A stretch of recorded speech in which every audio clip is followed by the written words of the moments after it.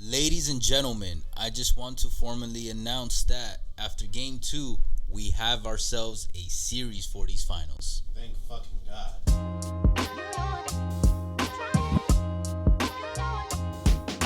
I agree with your sentiment because I think I've said it in the last reaction. I've been saying it ever since then.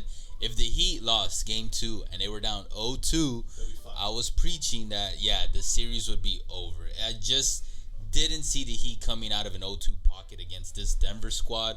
It wasn't going to be an 0-6 run, Heat run. But, there's no Dwayne Wade. yeah.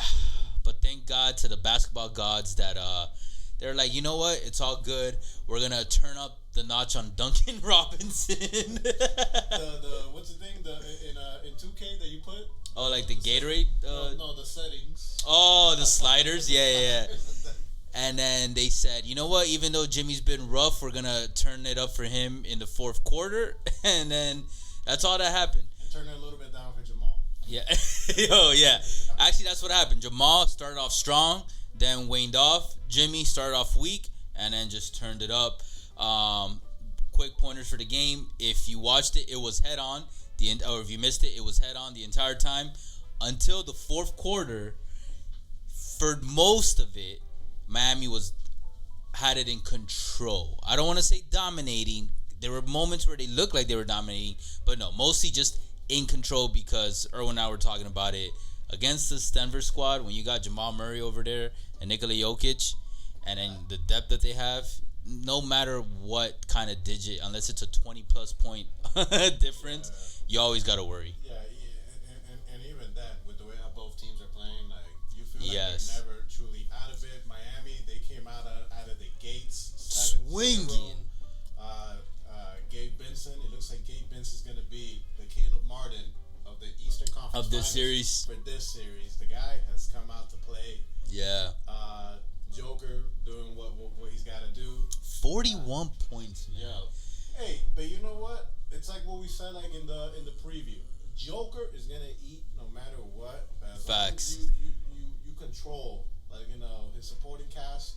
You have a chance. Facts. And something I said in the preview is that the final series preview we're talking about, not the game 1 reaction. Yeah. I told y'all this is gonna be one of the best finals of this decade at the end of it all, and I think this game exemplified that. Because something we both agreed on in the game 1 reaction, or maybe the series preview, was that there were 3 possibilities for if the Heat were to win, or just how the series would play out. Yeah. The games that Miami would win would be hard fought. Yeah, because that's just what's going to have to happen for them to win a game. There's never going to be any blowouts. Denver, it could be that, so that's the option 2. They win it by a smidge because they're also pretty clutch. They got some clutch players. Or how it happened in game 1, Denver's just going to dominate and control the entire game for the most part. Yo, Andrade, let me ask you this, man. Like, how much of a shit were you taking when Jamal Murray made that 3-point attempt? Oh, at the last seconds. couple seconds right now? Like, damn, I thought he was going to make it. I thought it was a decent shot, so I was a little nervous. But I wasn't too nervous because if he made that, it would have gone to overtime, not game winner, you know what I mean? And, it's not the same when it goes to overtime as opposed to they just ended out like that fucking Derek White shot in game 6 of the Eastern Conference Finals. Yeah. But one shot that I do want to point out, because it was beautiful, and it was just beautiful because of who it came from. It was Duncan Robinson. And I told you about this. Like, the man was on fire. And then he had the ball. He had it at the top of the perimeter I think he was on, if you're facing the court, on the right side. Yeah. And he had a defender in front of him. I can't remember who it was now. And this is unusual for a Duncan Robinson 3. Usually it's catch and shoot threes, you know what I mean? Or desperation shots, whatever. And then lately it's been drives. But this was one of the few times that he had the ball, defender in front of him, looking at the basket. He waited a bit, and then he just decided to chuck it.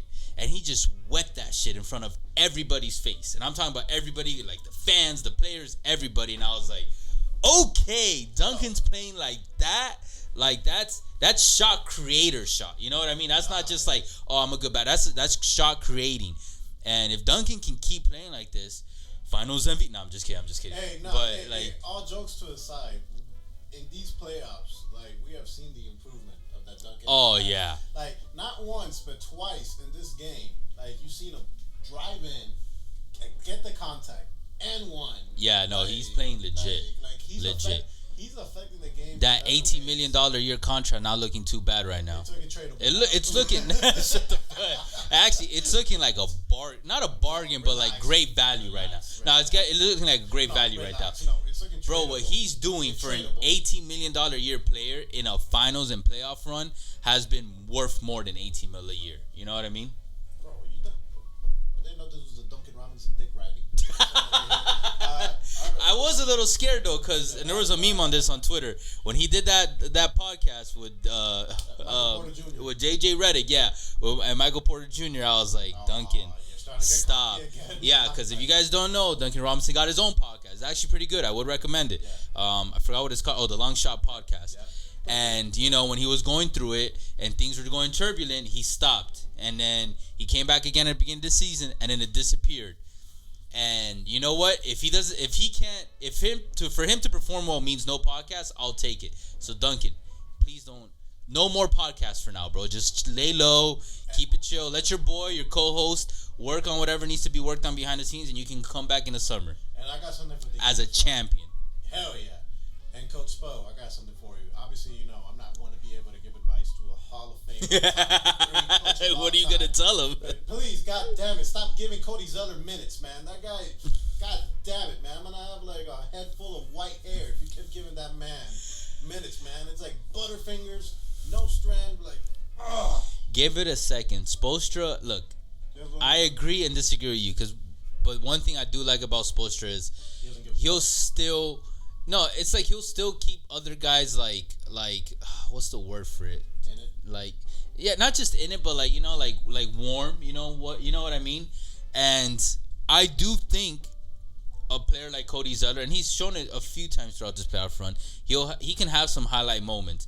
And I think, like, all right, I think that's what Spoelstra's just testing out. Like, let me just, you know, he'll have his thing. Because I used to say the same thing about Duncan Robinson. People were shitting on me. He was shitting on me. He wanted to trade Duncan so bad. And I was like, Duncan's just I don't know why I was so positive about Duncan. Like, part of it was logic. Part of it was I did grow to like the guy. And I'm just happy that he's doing that. And I think Cody, not on anything, you know, Duncan level of what he's doing right now, or Caleb Martin or Gabe Vincent, but, you know, just like a little something. Just wait for it. Hey, you know, and with saying that, something that I did like about Coach Spo is in the second quarter, you were seeing after like the Heat, they came out like a team that was desperate. After that, you talking about after halftime? No. Like the way how they started the game. Oh like yeah. They came out like a team that is desperate. They know this is a must-win game because if they don't win this game, they have no chance in winning this series. And it's the only way they can win. What I wanted to go up is, look, in the second quarter, the Denver Nuggets, they made their run. From the Heat being up 11 on them, Denver just turned it back. Did like a Uno reverse on their ass and be like, all right, man, now we're going to go up, you know, by double digits. No, fact. But credit to the Heat, they did not let Denver run away with it again. Kind of like game one where I said, like, oh, they didn't run away with it. But, yeah, Denver was... But what I wanted to give... Yeah, cool. Definitely. But yeah, because when they went into the half, I was like, okay. There's a shot. Exactly. Not too bad. But what I wanted to give credit to Spo is they were bringing this up. The commentators were bringing it up. Mike Jackson and Coach Gundy.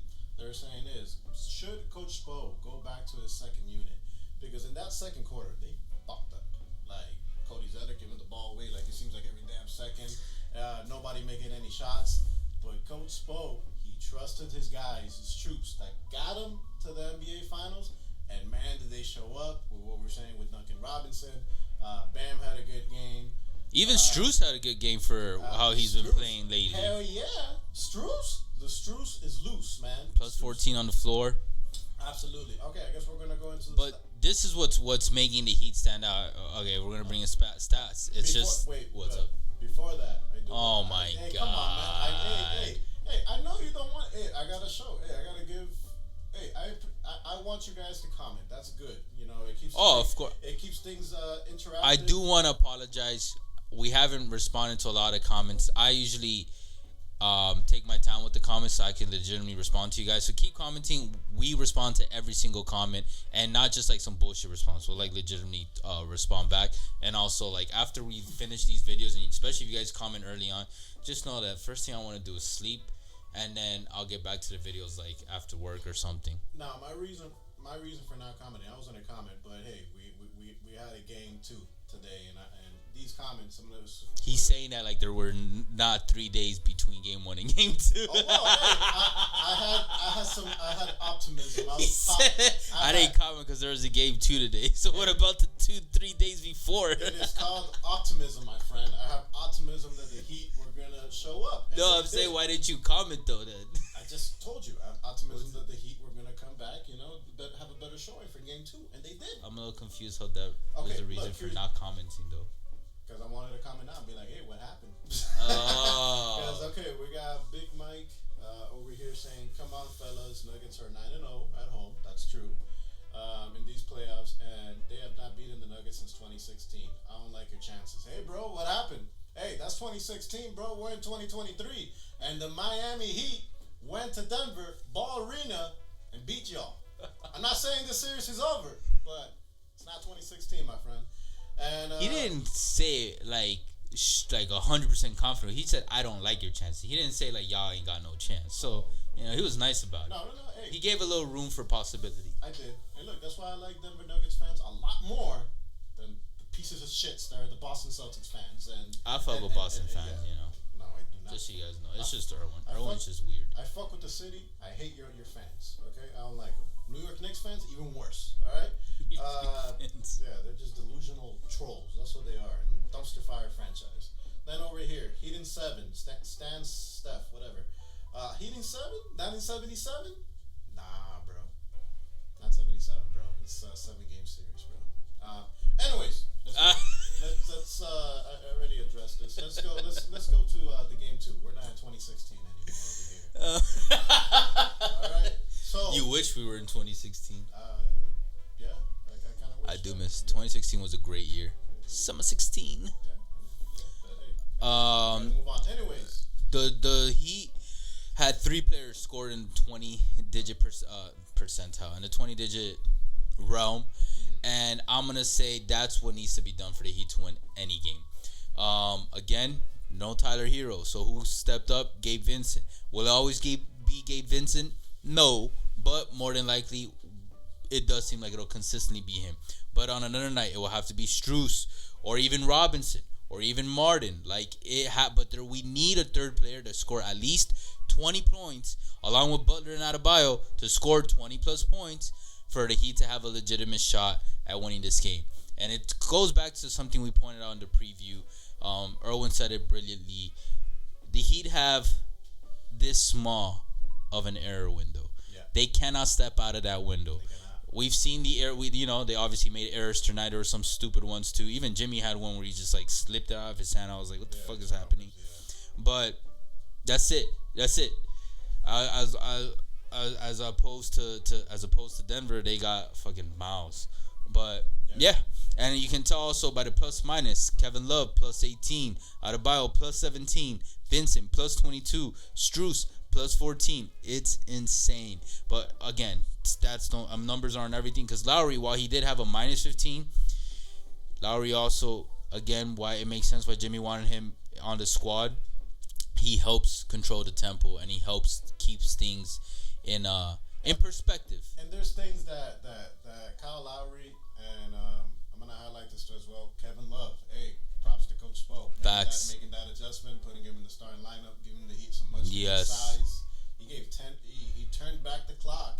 Had 10 rebounds when it came to that. Had a couple steals. Kevin Love as well. He took a couple of charges as well. Like, people like to trash about Kevin Love. His body's definitely hurting right now. That he's not good at defense or whatnot. But hey, taking a charge, getting the offensive foul, that's part of defense. Because he's got basketball IQ. Kevin Love is a really smart basketball player. And yes, and don't forget, he's got championship pedigree. A member of one of the greatest NBA championship teams of all time, without a fucking doubt. Yeah, and just being a part of that squad, and not only was he a part of that squad, but he was one of the exactly. You know, just having him in your squad is gonna go miles. Things that we don't see on the floor, and yeah, I don't know if you want to point anyone. I will say Highsmith had a brilliant game in game 1. 0 points, but only 6 minutes. Had no shot attempts, only 1 rebound. That's someone else you could maybe watch out for, because again, the Heat have these players that for some reason sometimes just pop out. Highsmith, in my opinion, he had an outlier game in game 1. Oh, for sure. Is he capable of making threes? Yeah, absolutely. But Highsmith is mostly so to bring energy and provide quality defense when it comes to that. And he's like your ideal traditional forward. I guess so. Yeah, 3 and D. And like a role player. Yeah. 3 and D player. Who else to bring up over here? Max Strus. Hey, he was pretty hot. Like in the first half, man. He's like, yo, the Strus is loose. I think, one of these guys from No Dunks was saying that. Yeah, the Strus is loose. Oh, okay. I guess I got into my head. But Bam, another great game. Yeah. Playing the way that everybody, at least in Heat Nation, wants him to play. And then Jimmy doing superstar things. Some people in Heat Nation thinking he's not aggressive enough. That, Butler did what a superstar does. You can be off, but it doesn't matter. You keep shooting, you keep coming back, and you make the shots that need to be made when it matters. And Himmy, did that several times. My favorite was that Duncan pass for that corner 3. Oh my! I'm not gonna lie. When he shot that, it didn't look like the prettiest 3, so I wasn't so sure. But that was wet. But all right, let's go up north to Denver. What's up? With Jimmy, one thing before we go into Denver is part of what I was telling you. Like you were saying, like, hey, Jimmy's not being aggressive enough. Yes, he was aggressive, like at the end of the fourth quarter. But I didn't say he wasn't being aggressive enough. I guess he didn't like shooting or scoring enough or whatnot. He had the 9 assists. His teammates were making shots today. Yeah. Compared to game 1. But all right, man. Let's go up north to the west to Denver. All you gotta know is that Jokic was 16 of 28. Another brilliant game from one of the best players in the league.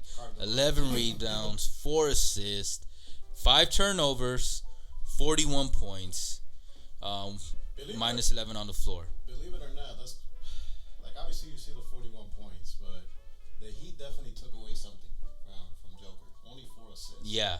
Like big time, and the turnovers. I told y'all Spoelstra was gonna adapt after game 1, and I like the Heat. Spoelstra treats and the Heat. I want to say Jimmy also, but I think this Heat squad in general, like Kyle, Jimmy, Spoelstra, Love probably does it. Yeah. I call it the LeBron method just because he was so well known for it, and he's the one that really put me on to viewing it this way. But when you're in a playoff series, you play game 1. If you can win it, you win it. Absolutely. But you don't play it to win in a way. I know that's poor wording, but you play it just to assess the other team better and see how they're going to approach their game against you. Yeah, and that's what I was saying that the Miami Heat were hopefully doing in game 1 after taking that fat ass L. And thank goodness, I would say they proved it right by game 2, the way that they adjusted, coming out swinging, playing better defense on Jokic, limiting his shots, getting Jamal to be more off, playing super aggressive, understanding that they cannot lift their foot off the pedal with this team. If they want to get the job done, 1st to 4 in this series, unfortunately, because it will gas them out, they're going to have to play at 1,000, not 100, like at 150% every single minute of every game. Fortunately, in the finals, you do have 3 days rest, so there's that. Oh man, thank goodness, man. Yeah, because their 30-year-old joints are probably crying right now.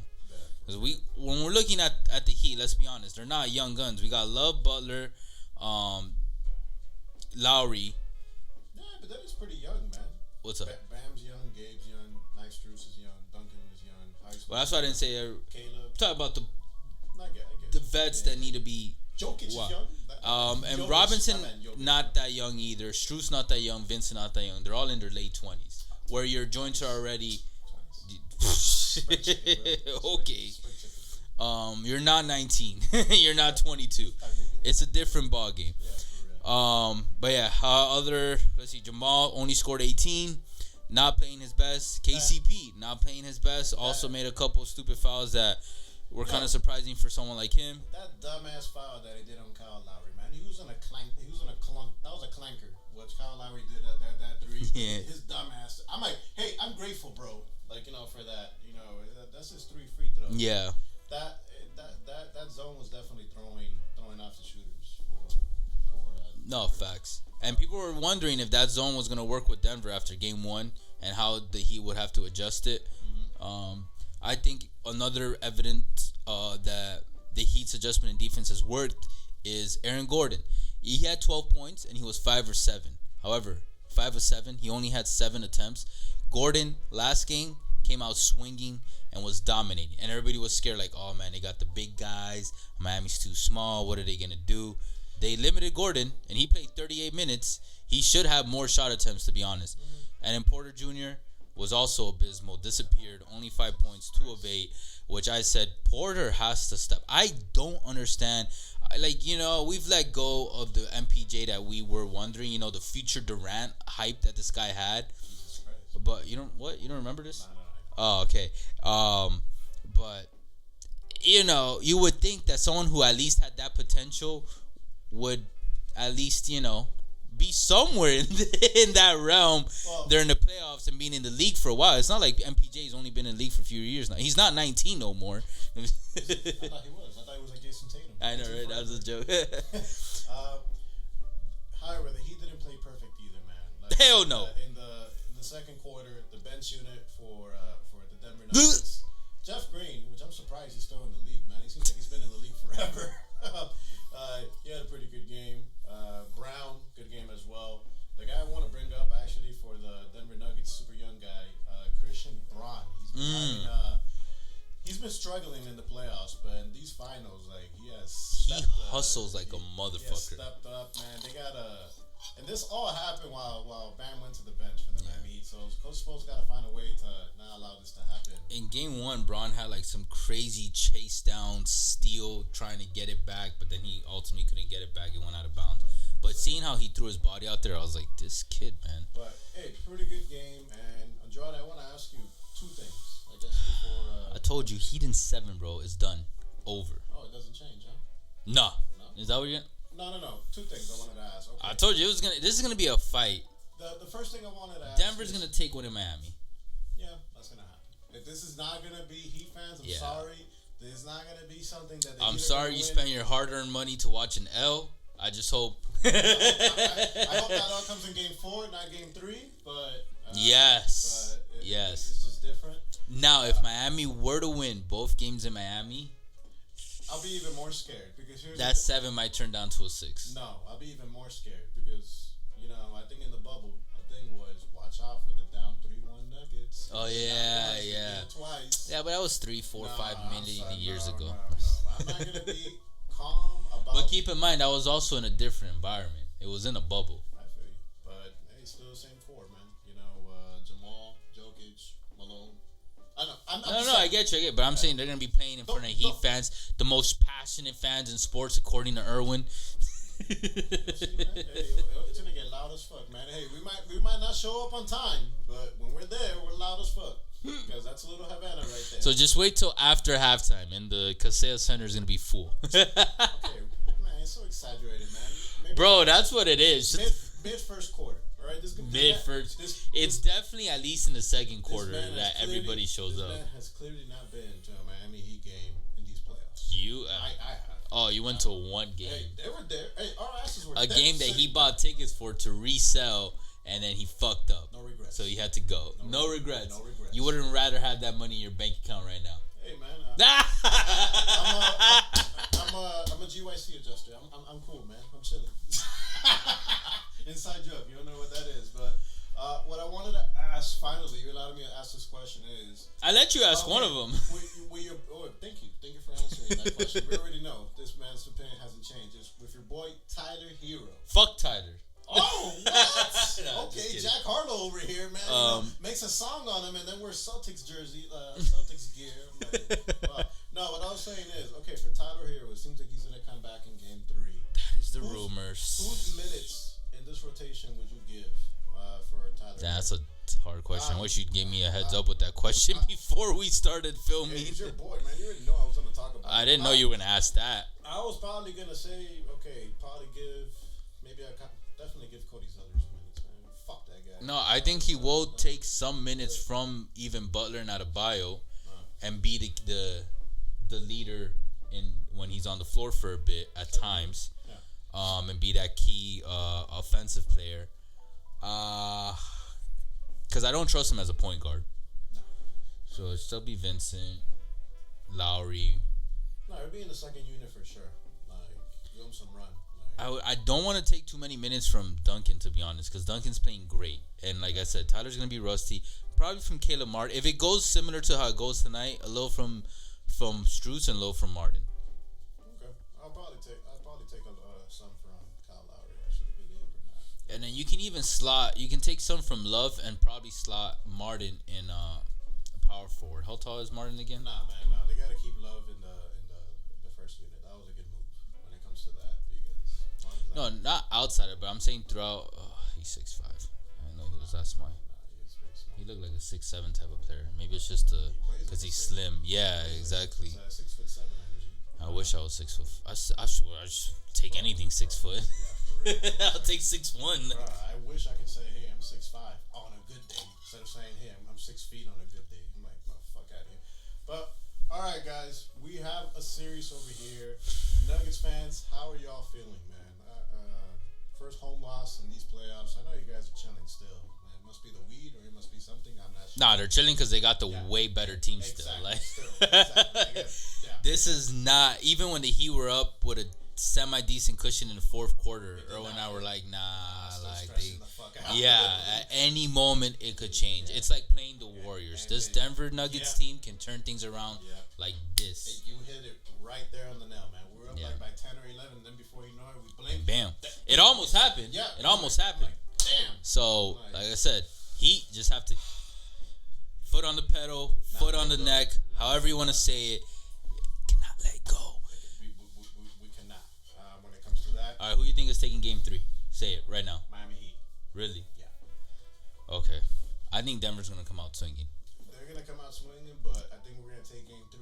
The Nuggets are going to take Game 4. And we're going to see what happens in Game 5.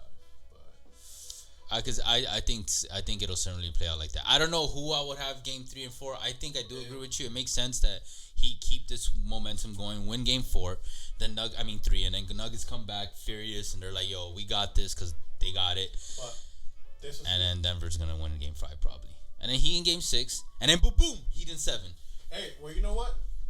If anything, this shows that the Miami Heat, at least in their minds, already shown. Hey, we already gone to this place and already beat them. So if we can do it once, we can do it again. That's what I wanted to if we have to say at some point in this reaction. But all right, in 30 seconds, I guess we that experience, that championship pedigree and experience, that is one of the big reasons why I have Miami winning, along with the bit of bias in there.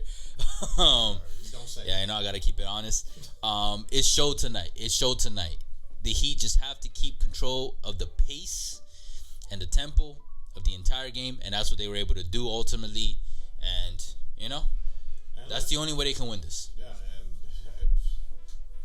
Joker, I just don't know. There's no stopping that. You're gonna have to score 80, bro. Yeah, bro. And he probably could. Hey, bro, you can score 80 as long as we win. He's got a whole country supporting him, man. They pointed it out there in the game, and it kind of reminded me. Yeah, he's got a different kind of motivation. Like Jimmy and all of them, like they got their own motivation, and it makes sense. Yeah, it's different when he literally has probably not just a country, but like a whole region. Yeah, a whole region, like watching. Like they showed they're having watch parties at 2:30 in the morning to watch Jokic play and the Denver Nuggets. That's different. Yeah, that reminds me when Yao Ming was playing and he had the biggest country in the fucking world supporting him. So I'm sure Jokic has that in mind, and he's like, yo, I'm not going to let the kids down. I'm not going to let my people down. I'm not going to let etc. down. So, yeah, don't sleep on Jokic. I don't think anybody is at this point, though. Oh, gotcha, man. But he did 7. I'm just going to keep manifesting it. Yeah, for real. Please. I just don't want my heart broken again. No, it's fine. This 2020 was fucking ass. Because we got injured. And the World Cup was ass. But look, man, 2020. And Messi left PSG. Coming to Miami? Yeah. He's not coming to Miami, bro. I'm sorry. He No, he's not. Have you seen the offers he's been getting? But Miami has better bitches than the fucking Middle East. This man. Middle East has better bitches. 400 mil a year. Bro, we got That's rumored. We got drug money here, man. If somebody we could come up with ain't that. no drug money, I don't even think Pablo Escobar made 400 million a year. He might have though. I'm not sure. I remember it was some crazy numbers. But if someone offered me 400 million a year, who knows what I'll do? God, man, that's more than any NBA player in the entire history, man. Like that's insane. Man, you'll just lock yourself in your room and just have a higher quality of takeout. That's the only thing that's gonna change. Oh my God! Oh, now you're getting not after I get that lipo. No. Now you're getting filet mignon every single day of Uber Eats. Oh wow! No more McDonald's. From McDonald's to Ruth Chris. Oh my God! Anyways, guys, appreciate all the love and the hate. You guys already know Facebook, Twitter, TikTok, Instagram, all podcast streaming platforms. See you in Game 3 in Miami. Let's fucking go. Peace. Take care.